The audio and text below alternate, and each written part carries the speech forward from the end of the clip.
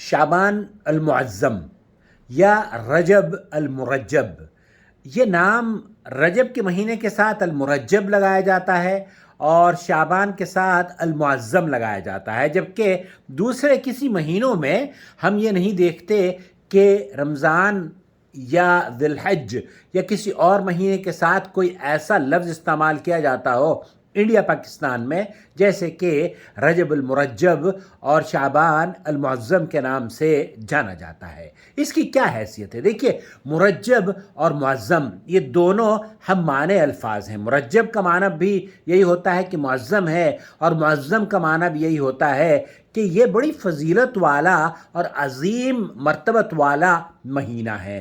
رمضان المبارک سے پہلے شعبان اور رجب کیونکہ حرمت والے مہینوں میں سے ہے، تو حرمت والے مہینے کے بعد شعبان کا مہینہ ہے، اور شعبان کے مہینے میں کثرت سے اللہ کے رسول صلی اللہ علیہ وسلم روزہ رکھا کرتے تھے۔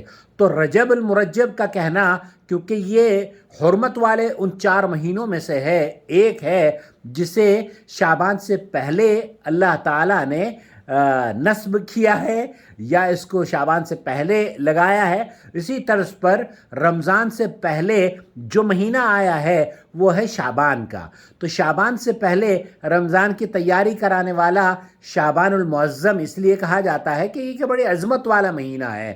اور رجب المرجب، رجب کے مہینے میں عبد القادر جیلانی کی یا پیران پیر کی یا جعفر صادق کے کنڈوں کی وجہ سے یہ رجب المرجب نہیں ہے، بلکہ یہ اس لیے اہم ہے کیونکہ یہ مہینہ ان 4 مہینوں میں سے ہے جنہیں اللہ تعالیٰ نے حرمت والے مہینے قرار دیے ہیں۔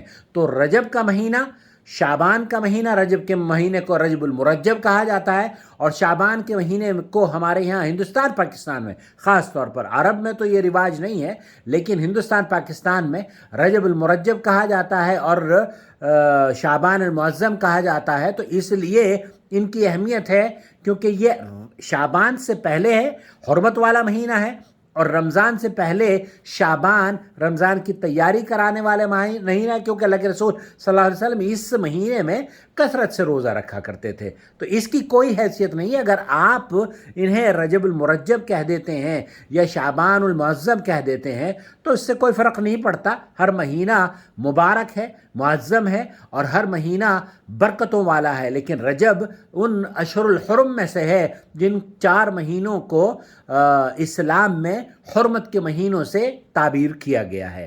مجھے امید ہے کہ وضاحت ہو گئی ہوگی۔